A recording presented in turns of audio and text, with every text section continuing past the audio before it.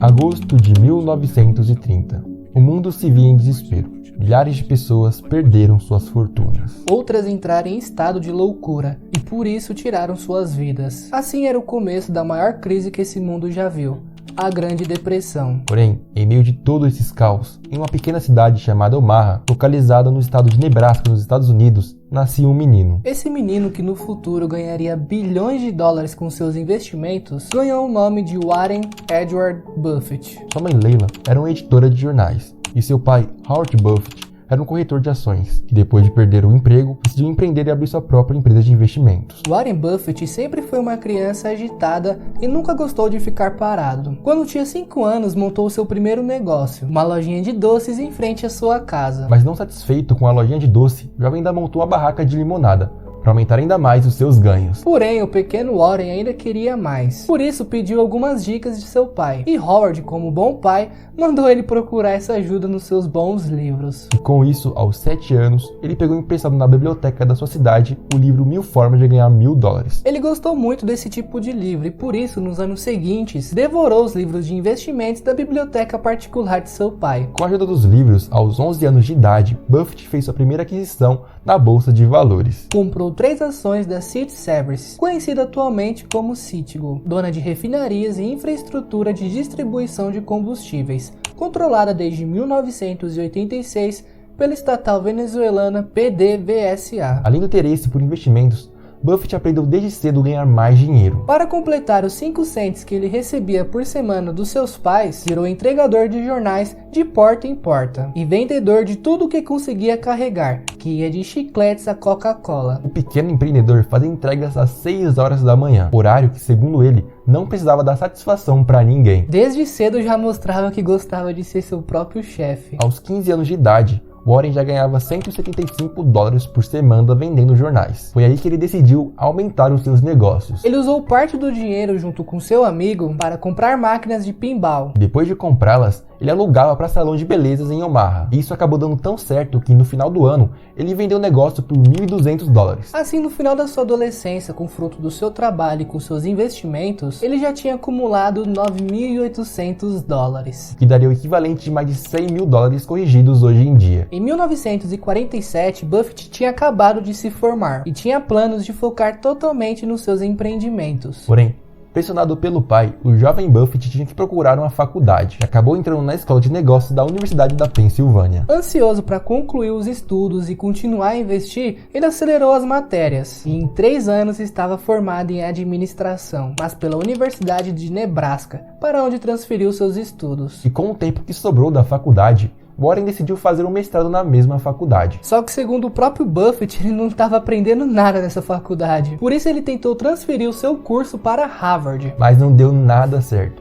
O super gênio Warren Buffett recebeu um belo de um não, que ele diz ser a melhor coisa que aconteceu em sua vida. E tudo porque, como uma segunda opção, Buffett escreveu para um de seus autores favoritos, o economista David Dury, da Universidade de Colômbia. E com essa carta de Buffett, ele acabou sendo aprovado para fazer o seu mestrado nessa universidade. E foi em Colômbia que ele acabou conhecendo seu maior mentor, Benjamin Graham, chamado de pai do Value Investing. E essa influência foi tão grande em sua vida que Buffett levou seu estilo de analisar a fundo os fundamentos das empresas e adquirir companhias a preços baixos. Fora isso, Buffett também aprendeu uma das maiores regras no mundo dos investimentos. Regra número 1, nunca perca dinheiro. E regra número 2, nunca esqueça da número 1. Depois de concluir seus estudos, Buffett não queria ir trabalhar em Wall Street. Buffett queria trabalhar na empresa do seu mentor, mas acabou sendo recusado. Warren Buffett, então, decidiu voltar para Omaha para trabalhar na firma de investimento de seu pai por um pequeno tempo. E graças a essa volta, Buffett conheceu sua futura esposa e a mulher que seria o amor de sua vida, Susan Thompson. Em 1952, se casou pela primeira vez. Porém, Susan era uma mulher que não era muito fã dos negócios, nem ligava muito para dinheiro, e tinha uma posição política totalmente diferente de Buffett. Mas apesar das diferenças, acabou sendo o maior amor da vida de Buffett. Após o casamento, Buffett finalmente conseguiu um convite de Graham para trabalhar na Seiko, empresa dele, como analista de investimento. O mago de Omaha, como era chamado, logo se destacou no emprego, pois sabia de cor todos os indicadores da empresa listados de cabeça e surpreendia até mesmo seus colegas de trabalho. Inclusive, por conta desse trabalho, ele se aproximou ainda mais de seu chefe Graham. No período de 1950 a 1956, ele multiplicou seu patrimônio em 14 vezes, mas ele acabou tendo alguns problemas de diferenças de visões do seu mentor Benjamin Graham. Pois seu chefe havia pegado a crise de 1929 e por isso era muito pragmático em suas escolhas. Não acreditava em executivos, não incentivava as visitas nas empresas e só acreditava em números. Buffett tinha uma visão totalmente diferente e por isso quis seguir seus próprios passos e tomar suas próprias decisões. Então ele pediu demissão, mas isso não chegou nem perto de atrapalhar a amizade dos dois. E assim ele continuou muito amigo de Graham até o final da vida do seu mentor. Depois disso, decidiu voltar para Omaha e fazer um curso de oratória, que efetivamente mudaria a sua vida. Inclusive, uma coisa que pode mudar a sua vida é o seu like e a sua inscrição, pois assim você consegue receber mais vídeos como esse e que vai ajudar muito na sua carreira futuramente. Buffett sempre teve um certo receio de falar em público, mas ele sabia que seria a chave para gerir uma grande empresa no seu futuro. Por isso ele fez um curso de oratória na escola Dale Carnegie, onde aprendeu a falar em público. Em 1956, ele fundou a Buffett Partnership, criada com seus familiares e sócios com $105 mil, com investimento de apenas $100 do próprio Buffett. Suas estratégias de negócio também eram diferentes de seus concorrentes. Ele não cobrava taxa de administração, mas tinha uma taxa de performance alta, de 25%.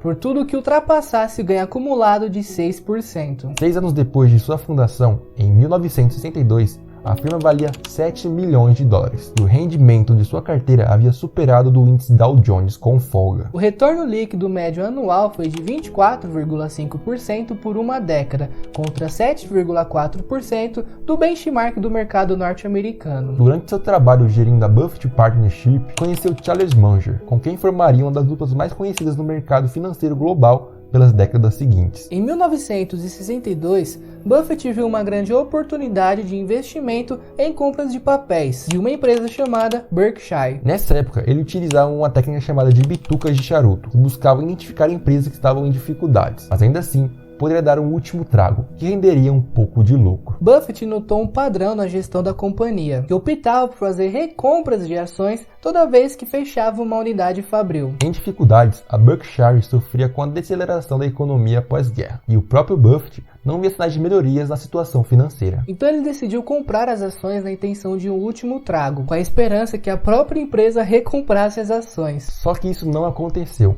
Em negociação verbal com o presidente da Berkshire, em 1964, Buffett acertou vender as ações a um preço de $11,50 por ação. No entanto, a companhia fez uma oferta firme, a $11,37. E isso, junto com a morte de seu pai, deixou Buffett em um turbilhão de emoções. Irritado com isso, ele recusou a oferta e decidiu comprar mais e mais ações. Até que no ano seguinte, ele comprou metade da empresa, acabou assumindo o controle da companhia e demitiu toda a diretoria da empresa. A estratégia, segundo Buffett, foi um erro colossal, pois ele tomou a ação na emoção e isso atrapalhou a estratégia de juros compostos no futuro. Em 1969, a Buffett Partnership foi encerrada, ao mesmo tempo que o investidor tomou o controle da Berkshire. E agora, como CEO, começou a diversificar os negócios da empresa, entrando no setor de seguros que ele conhecia muito bem. A dinâmica do fluxo de caixa das seguradoras foram utilizadas com maestria para impulsionar os negócios. Basicamente, as empresas possuem recursos em caixa entre a cobrança do segurado e o pagamento dos prêmios, e o mega investidor utilizava o dinheiro para comprar outros negócios. As operações têxteis da Berkshire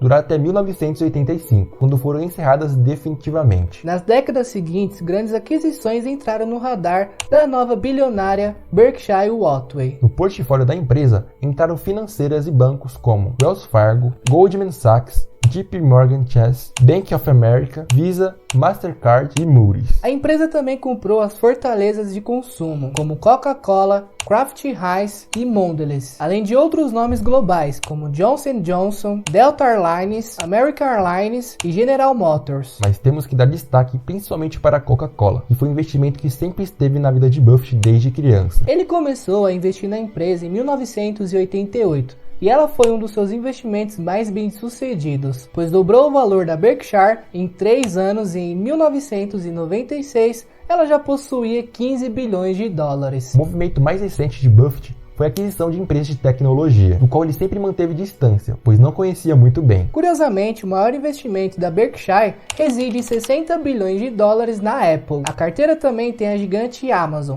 e a brasileira Stone. Hoje, a Berkshire possui um valor de mercado de mais de 714 bilhões de dólares, sendo uma das empresas mais valiosas do mundo. Mas nem tudo é acerto. Buffett cometeu muitos erros ao longo de sua vida, mas o maior deles foi adquirir o banco de investimentos Salomon Brothers. Ele sempre rejeitou o envolvimento com negócios do tipo em Wall Street, e o futuro provou que era para ele ter continuado com essa ideia. Um trader do Salomon Brothers foi flagrado pelo governo dos Estados Unidos falsificando compras de título do Tesouro para conseguir comprar mais ativos do que era permitido. O escândalo arranhou a reputação da Berkshire e nunca foi esquecido pelo investidor. Até hoje, em suas palestras, ele costuma relembrar que são necessários 20 anos para construir uma reputação, mas 5 minutos para arrasá-la. E foi a reputação de Buffett que salvou o negócio. Ele assumiu a presidência do banco Salomon Brothers em meio à crise e assumiu o erro em público. I would like to start by apologizing for the acts that have brought us here. The nation has a right to expect its rules and laws to be obeyed.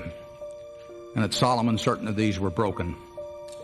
Almost all of Solomon's 8,000 employees regret this as deeply as I do.